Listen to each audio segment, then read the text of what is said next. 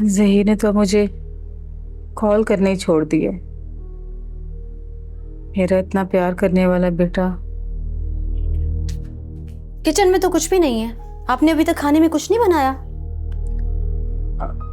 नहीं बेटा, वो पाँव ठीक तो हो गया, लेकिन तो फिर क्या मुसीबत पड़ी थी जो रात के 8 बजे तक खाना नहीं तैयार हुआ?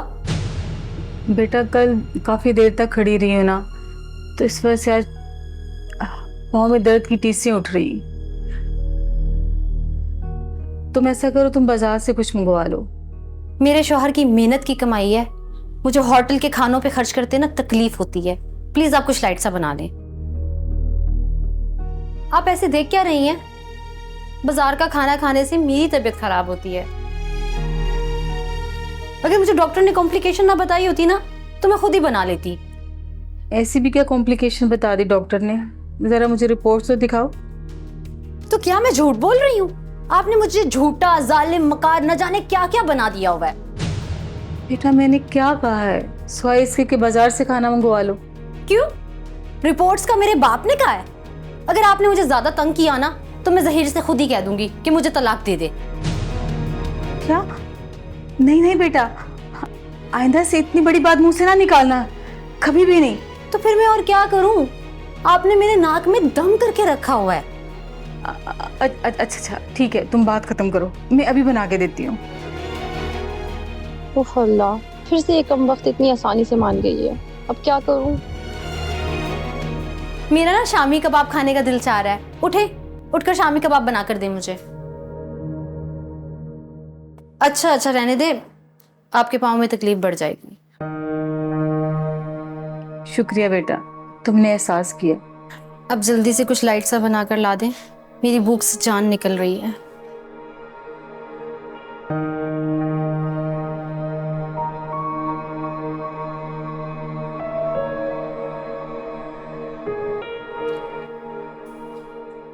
अब्बा, फहद मेडिसिन ले आया?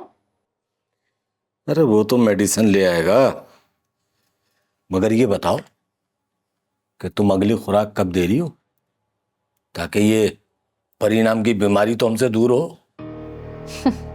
अब्बा, बस फौजिया से 2-4 मुलाकातों की और देरी है, फिर परी की सारी दुखती रगें हमारे हाथ में होंगी। तो बस फिर देर किस बात की? मैं एक काम करता हूँ कि कल मैं जाके साजिदा से मिलता हूँ। तुम एक काम करो, तुम जाके कल फौजिया से मिल लो। बड़ी देर लगा दी मियां। करीब में सारे स्टोर बंद थे ताईजान, दूर जाना पड़ा। मेडिसिन में ले आया हूँ, आप खाने के 15 मिनट बाद खा सकते हैं इसे। हाँ यहाँ रख दो। बहुत शुक्रिया।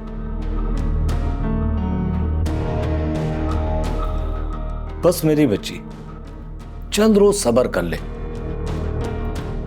वो जो सौतेली माँ थी ना, वो तो इसकी मजबूरी थी।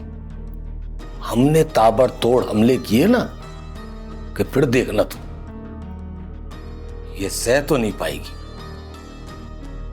कल मैं जाता हूं साजिदा के पास। तुम्हें कब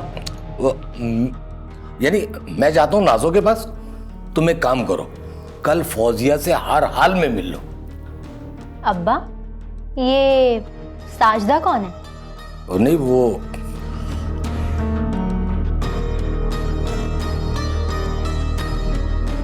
मुझे आपसे एक जरूरी बात करनी है।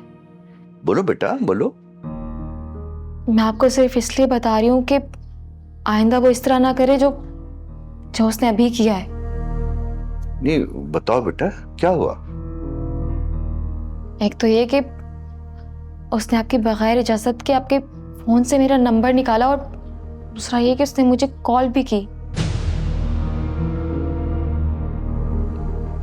फहद मेरे और बारी के बारे में। तो बेटा तुम कहाँ पहुंच गई? ये इतनी दूर की बात नहीं है। उसने मेरे मोबाइल से तुम्हारा नंबर इसलिए निकाला कि तुम्हें जेवर लेने के लिए कायल करने की कोशिश करेगा तुम, क्योंकि मैंने इनकार कर दिया था जेवर लेने से। बेटा जेवर?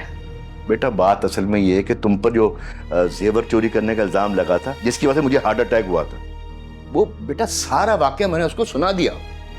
ओह। वो सारी बात सुन के फिर कहने लगा कि ताजी एक बात को मानेंगे, हाँ हाँ बोलो। ताजी, अपना सर छुपाने के लिए कब से एक छत ढूंढ रहा था। उसके लिए काफी पैसे जमा किए मैंने। अब हिसाब लगा रहा हूं तो कम से कम 4 से 5 लाख जमा हो गए होंगे। हाँ ये तो बहुत अच्छी बात है बेटा। ऐसा करते हैं कि उन पैसों में कुछ पैसे मैं भी मिला देता हूँ, फिर तुम शादी कर लो अपने भाई। अरे ताजी, बात तो पूरी सुन ले पहले। हाँ हाँ बोलो बोलो। अच्छा बोलो। ताजी, परी के जेवर किसी ने भी चोरी किए, लेकिन इसका ताना हमेशा ससुराल वालों की तरफ से परी को ही मिलेगा। नहीं मैं तुम्हारी बात नहीं समझा, क्या कहना चाह रहे हो? ताजी, मैं चाहता हूं कि आप आज ही मेरे साथ चलें और इन 5 लाख रुपयों में से परी के लिए जेवर लें। बेटा क्या अच्छी सोच है तुम्हारी, है? इतनी अच्छी सोच रखते हो बेटा तुम। मगर बात यह है कि बेटा, अगर मगर कुछ नहीं, बस मैं आपसे कह रहा हूं ना चलें। इन 5 लाख रुपयों में से उसका जेवर आ जाएगा, प्लीज। नहीं नहीं नहीं नहीं नहीं बेटा, तुम्हारी सारी बातें सही है, लेकिन ये वाली बात नहीं मानूंगा तुम्हारी मैं। ताजी, ये परी की इज्जत का सवाल है, और फिर जेवर पास हो तो काम आ ही जाता है। बेटा बहुत देर तक हम लोग इस बात पे बहस करते हैं।